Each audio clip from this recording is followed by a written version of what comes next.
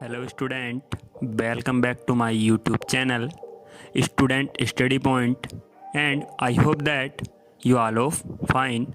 So let's move on to a new topic which is to be just discussed today. So let's start. Hello student, देखिए बात कर रहे थे हम इससे पहले जो इलेक्ट्रिक डाइपोल होता है और इलेक्ट्रिक डाइपोल मोमेंट था, उन दोनों के बारे में हम बात कर चुके हैं। साथ में बात की थी पोलर और नॉन पोलर मॉलिक्यूल्स के बारे में।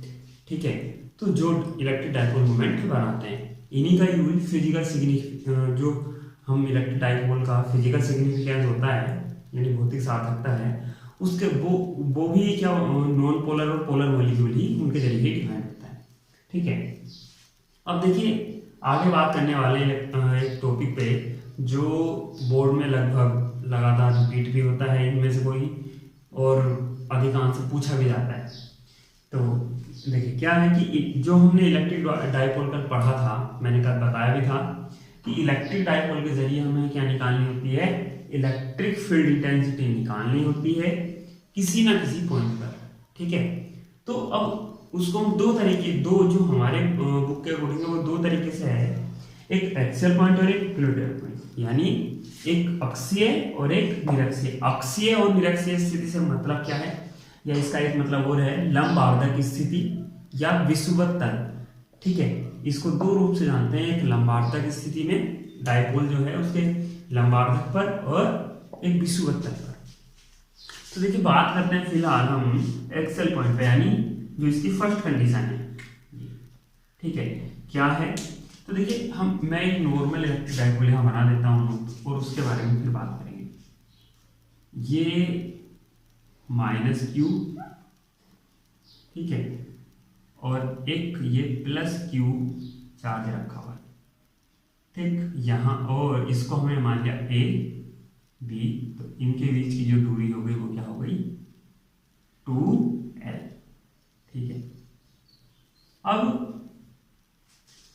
अगर मैं इसका मिड पॉइंट O मान लेता हूं, क्या O, तो अब देखिए जो ये ऊपर वाला डिवाइडेड 2l है, इसका डिवाइडेशन कैसे होगा, जैसे मैंने कल भी करके दिखाया था, L और L में होगा।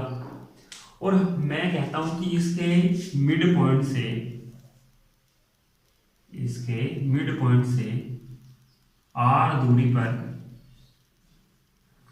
एक पॉइंट है P, जो इसी की जो डाइपोल की एक्सिस है इसकी एक्सिस के किसी बिंदु पर, यानी इसकी एक्सिस से R दूरी पर अक्ष के अनुदिशी कोई बिंदु है P, जिस पर क्या कर रही है, इलेक्ट्रिक फील्ड की तीव्रता यानी विद्युत क्षेत्र की तीव्रता हमें ज्ञात करनी है, यानी इंटेंसिटी का पता लगाना है किसकी, इलेक्ट्रिक फील्ड की इंटेंसिटी कितनी होगी, किसके कारण, इस ए बी डाइपोल के कारण। ठीक है, तो अब देखिए दो चीजें देख लेते हैं कि जो बी वाला पॉइंट है इसके कारण जो इलेक्ट्रिक फील्ड की डायरेक्शन होगी वो ई बी यहाँ होगी। ठीक है, और ये क्या है माइनस चार्ज है, तो इसके लिए डायरेक्शन क्या होगी, इस साइड होगी ई ए। ठीक है, ई। अब हमारे पास देखिए अब क्या हो सकता है, अब यहां देखिए आपकी नॉर्मल जो इलेक्ट्रिक फील्ड का सूत्र होता है वो क्या होता है, =1/4 पाई एप्सिलॉन 0 Q/r² होता है। ठीक है, क्या होता है Q/r²। तो देखिए जो आप कुछ बच्चे ऐसे होते हैं जिनको जो ये बोलते हैं कि हमसे पता नहीं थ्योरी नहीं लिखी जाती, हम आर्टिकल कर देंगे। तो देखिए इसकी जो दो लाइनों की थ्योरी होती है, क्या कि माना ए बी क्या है, डाइपोल है। ठीक है, और जिसका मध्य बिंदु क्या है O, मध्य बिंदु O से R दूरी पर कोई बिंदु P है, जिस पर इस डाइपोल के कारण यानी ए बी डाइपोल के कारण क्या निकालनी है, विद्युत क्षेत्र की तीव्रता याद करनी है। ठीक है, तो ये 2 या 3 सेंटेंसेस स्टार्टिंग के होते हैं। उसके बाद देखिए अब आपको करना क्या, मैंने सबसे पहले क्या लगाया इस पॉइंट पे, दोनों जो पॉइंट है एक निगेटिव चार्ज और एक पॉजिटिव चार्ज वाला जो पार्टिकल है -q और +q, इनके कारण निकलने वाली तीव्रताएं लगाई है, क्या EB और EA। साथ में क्या लगाई है, उसकी डायरेक्शन भी। जबकि जो अगर मैं इसकी डाइपोल की डायरेक्शन की बात करूं तो क्या होगी -2 -q2 +q। ये बात मैंने आपको कल इलेक्ट्रिक डाइपोल के टाइम पे बताई थी कि इसकी जो डायरेक्शन होती है -q टू +q क्यों होती है, और जो ये वेक्टर क्वांटिटी है तो वेक्टर क्वांटिटी ही क्यों है, ये बात मैं कल आपको बता देता हूँ। अब बात करते हैं आगे की। देखिए इतना होने के बाद अब हमें करना क्या है कि अब जब यहाँ E और EB दोनों क्या हैं, अलग अलग डायरेक्शन में है, ठीक है, क्या है, अलग अलग डायरेक्शन में है, तो इसका मतलब यहाँ कुछ ना कुछ रिजल्टेंट तो होगा, चाहे वो कुछ भी हो XYZ। तो लेकिन अब वो निकालें कैसे, तो इलेक्ट्रिक फील्ड की जो इंटेंसिटी है वो किस चीज पर डिपेंडेड है, एक क्यू पर और एक दूरी पर, एक क्यू पर और एक दूरी पर। तो जो चार्ज जो इसका परिमाण है आवेश का, वो तो दोनों पर इक्वल है, केवल क्या डिफरेंट है, माइनस और प्लस, कि एक पर पॉजिटिव चार्ज है तो एक पर निगेटिव चार्ज है, एक पोलरिटी जो है। तो अब हमें क्या निकालना है कि यदि हम इस पॉजिटिव चार्ज को देखें, केवल इसको ना देखें, तो पॉजिटिव चार्ज से यानी इस Q से इस P तक की डिस्टेंस कितनी है, ये चीज देखनी है। तो देखिए यहां से यहां तक की कितनी है, R, ये वाली है L, तो हमें केवल निकालनी है इतनी। तो इस L को अगर मैं इसको x मान लूं तो L प्लस x किसके बराबर, R के, और यदि मुझे x का मान निकालना हो तो मुझे क्या करना होगा, R में से नॉर्मल, देखिए मैं करके दिखा दूं यहाँ कि जो L प्लस x है वो किसके बराबर, R के, और मुझे अगर x का मान निकालना है तो ये आ जाएगा R माइनस L, ठीक है, क्लियर हो गया। तो यानी पॉजिटिव चार्ज से जो डायरेक्शन है ये वाली, जिसको मैंने x माना था, ये क्या आएगी, R माइनस L, ठीक है। अब अगर मैं कहने लगूं इस माइनस चार्ज से कितनी होगी, तो देखिए अगर मैं अब यहां से यहां तक की दूरी मान लूं कि कितनी होगी, टोटल दूरी यहां से यहां तक की, मैं अब इसको दोबारा से y ऐड कर रहा हूं, तो y बराबर कितना आ जाएगा, L प्लस R के बराबर होगा, ठीक है।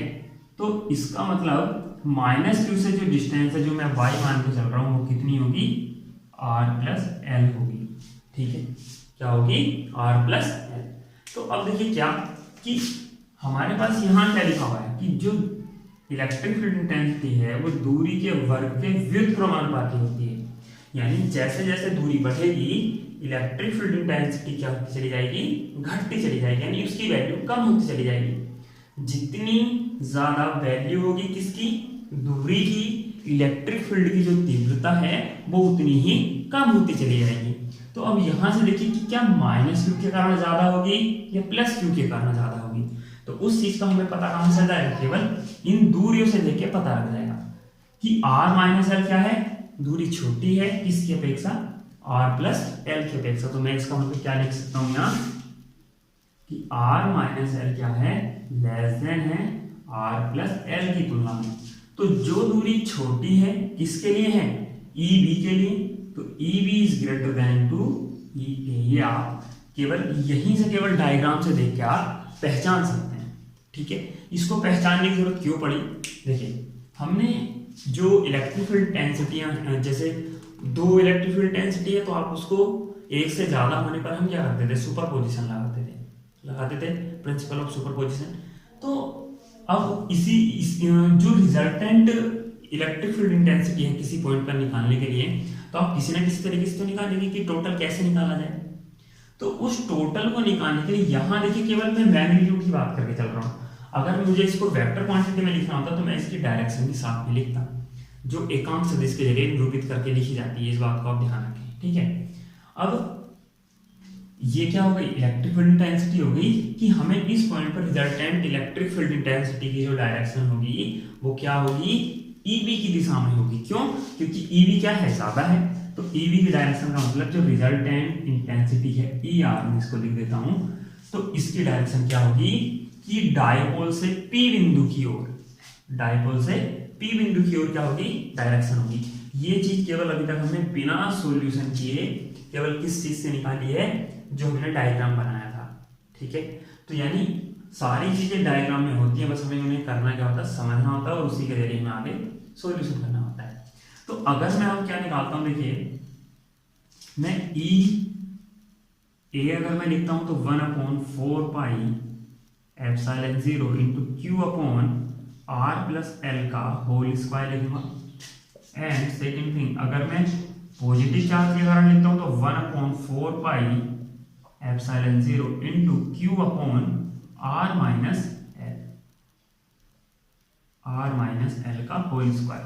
ठीक है, अब मैंने बोला रिजल्टेंट इंटेंसिटी कैसे निकालेंगे आप। देखिए इसकी डायरेक्शन मैं आपको बता चुका हूं, अगर आप डायरेक्शन मेंशन करना चाहते हैं साथ में तो आप डायरेक्शन मेंशन कर लीजिए क्या कि ए वाले की तरफ क्या है, पी से ए की ओर होगी। ठीक है, यहाँ पी टू ए और यहाँ क्या होगी बी टू पी। तो ये क्या होगी इसकी डायरेक्शन। या अगर आप साथ में लिखना चाहें तो आगे इसके लिख सकते हैं, जैसे इसकी डायरेक्शन इसके आगे, इसकी डायरेक्शन इसके आगे आप लिख सकते हैं। ठीक है, तो ये तो क्या हो गई डायरेक्शन निकालनी। अब रिजल्टेंट आप जब निकालेंगे तो रिजल्टेंट के लिए देखिए मैं खाली ई रिप्रेजेंट कर रहा हूँ, ये मैंने कल आपको बताने के लिए लिखा था तो मैंने क्या किया यहाँ ई से रिप्रेजेंट कर लिया।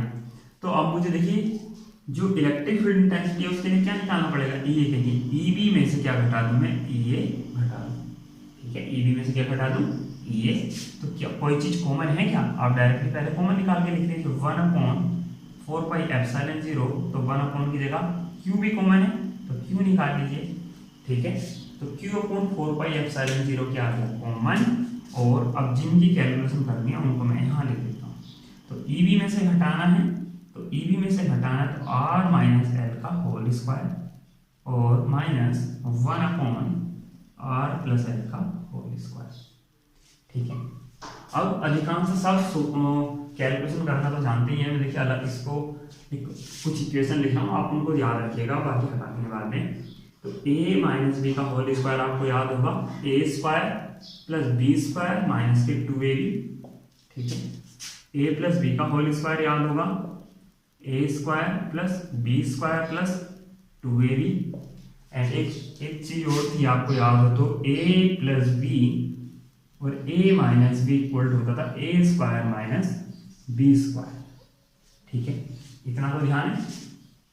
और अगर एक चीज और देखिए, मैं यहाँ अगर इस तरह से होल स्क्वायर लगा देता हूँ तो मुझे इसके ऊपर भी क्या लगाना होगा, होल स्क्वायर लगाना होगा।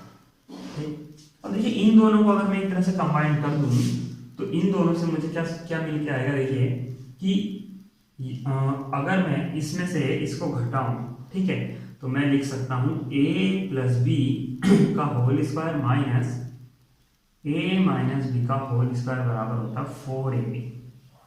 ये भी एक सब्सटेंस है, जैसे आप ये 3 पढ़ी हैं वैसे ये भी होती है। ठीक है, तो आप अगर इसको याद रखते हैं तो आप डायरेक्टली वैल्यू लिख सकते हैं, और इन दोनों को याद रखने से आप यहाँ बहुत ज़्यादा शॉर्ट कर सकते हैं अपना मेथड। ठीक है, वरना आपको इन दोनों को यूज करने के बाद इसको ओपन करना होता है। ठीक है, तो आप ये जिसको ये याद नहीं है वो नोट कर ले, बाकी मैं इसको इरेज कर रहा हूँ। ठीक है, तो आई थिंक हो गया होगा, वैसे भी आपको ये पहले से पता है तो मैं इसको हटा देता हूँ।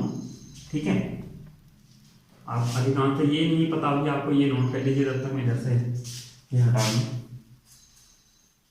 ठीक, चलिए, तो इसको जब आप सोल्व करते हैं तो ये आ जाएगा q/4 pi epsilon not into, देखिए ये आ जाएगा, एलसीएम लेंगे आप दोनों का तो ये आ जाएगा r माइनस एल का whole square r plus L का होल स्क्वायर, ये आप लिखेंगे मल्टीप्लाई करके। लेकिन आपने एक चीज पढ़ी है कि a स्क्वायर बी स्क्वायर बराबर क्या होता है, a b का होल स्क्वायर होता है। तो मैं इस प्रॉपर्टीज का यूज यहाँ कर रहा हूँ। तो ये मैं क्या कर रहा हूँ, मैंने क्या किया, इसको यहाँ एक बड़े ब्रैकेट में बंद किया, या एक मंझले ब्रैकेट में इसको बंद किया और उसका लगा दिया स्क्वायर, और ये ब्रैकेट बंद बड़ा। ठीक है, तो क्या अब इसको आप इधर लेकर आइए, तो r प्लस एल का होल स्क्वायर माइनस इन बीच में माइनस और r माइनस एल का होल स्क्वायर, यानी इसकी इधर और इसकी इधर मल्टीप्लाई हो जाएगी। ठीक है, अभी मैंने आपको ऐसी एक प्रॉपर्टी दिखाई, क्या थी, a प्लस बी का whole square minus a minus B का होल स्क्वायर, तो क्या होता था 4ab होता था। तो a और b की जगह क्या है, a ये है और b ये है, तो आप क्या लिख सकते हैं q/4 pi epsilon not into, देखिए जिसको ये प्रॉपर्टी नहीं लगानी आए तो वो इसको नॉर्मली भी काउंट कर सकता है। a प्लस बी का होल स्क्वायर खोले -3 लगाए। और चलिए इसको मैं अलग से भी सोल्व करके दिखा दूंगा। चलिए मैं पहले इसको अलग से सोल्व करके दिखा देता हूँ। देखिए अगर मैं इसको खोलता हूँ तो ये आएगा r² + l² + 2rl minus bracket के अंदर r² + l² और प्लस माइनस 2rl।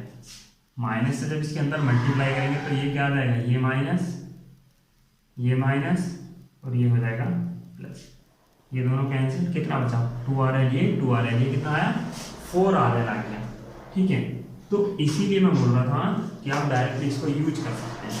तो Q/4πε0 इंटू 4rl। अब क्या है देखिए, a माइनस बी और a प्लस बी का होल स्क्वायर मैंने भी आपको बताया था कितना होता है, यानी a माइनस बी और a प्लस बी का होल दोनों को मल्टीप्लाई करते हैं तो क्या आता है a² माइनस b²। और होल स्क्वायर लगाओ तो उसको हम ऐसे का ऐसे ही लगा देंगे, तो ये आ जाएगा r² माइनस l² का स्क्वायर। ठीक है, इतनी चीज हो गई।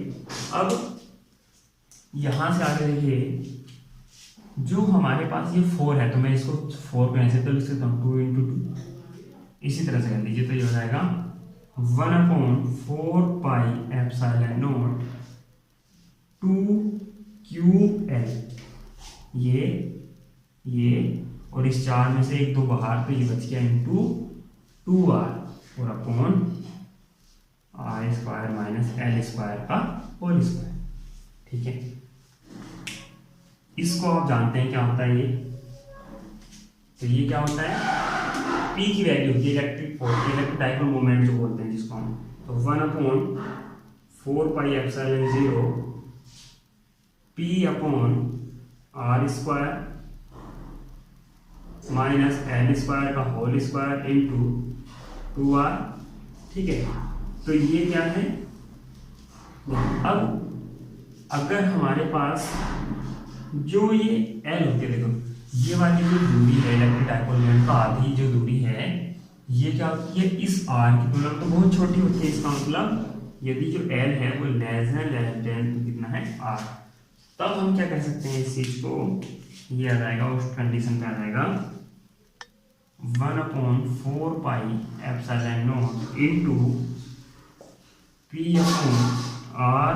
देखिए स्क्वायर यहाँ और स्क्वायर की स्क्वायर यानी r² का स्क्वायर, तो इसको क्या लिख सकते हैं आप r की पावर 4 और इंटू r यहाँ लिखा हुआ है 2r, तो 2 तो इधर ले आइए, r यहाँ रहने दीजिए या ये लीजिए।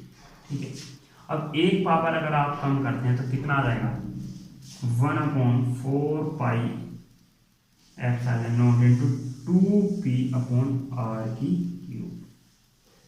ये आपका फाइनल आंसर है।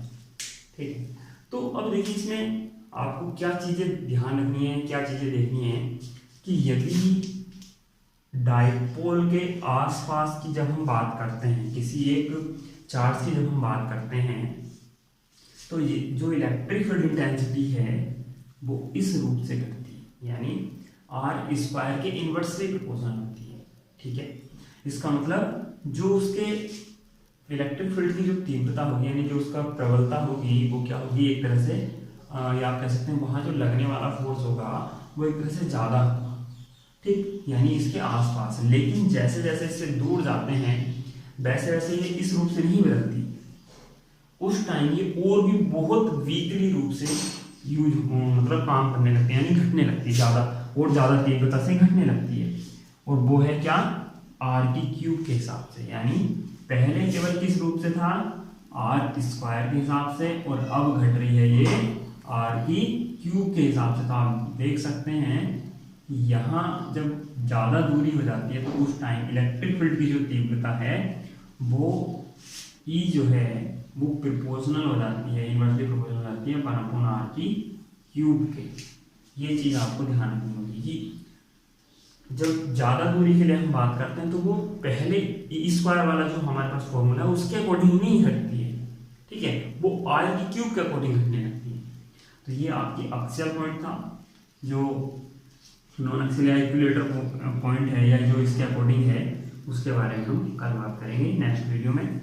और देखिए यहाँ 2p का मतलब है कि आप इसको, ये जो 2 है यहाँ एक कॉन्स्टेंट टर्म हुआ, ठीक है, और p डाइपोल जैसा है, इसको आप जानते हैं डाइपोल मोमेंट है 2ql जो होता है, r³ का यूज मैंने आपको बता ही दिया है। तो इस तरीके से यानी इस फॉर्मूले के जरिए अगर किसी डाइपोल के अक्ष पर कोई बिंदु स्थित है और आप उस पर इलेक्ट्रिक फील्ड की इंटेंसिटी ज्ञात करना चाहते हैं तो आप इस फॉर्मूले से निकाल सकते हैं, ठीक है। बाकी जो सेकंड वाला पॉइंट था जो मैंने आपकी बात की थी उसके बारे में कल बात करेंगे। सो आई होप कि आपको ये समझ में आया। So thank you for watching और लाइक और सब्सक्राइब शेयर करना।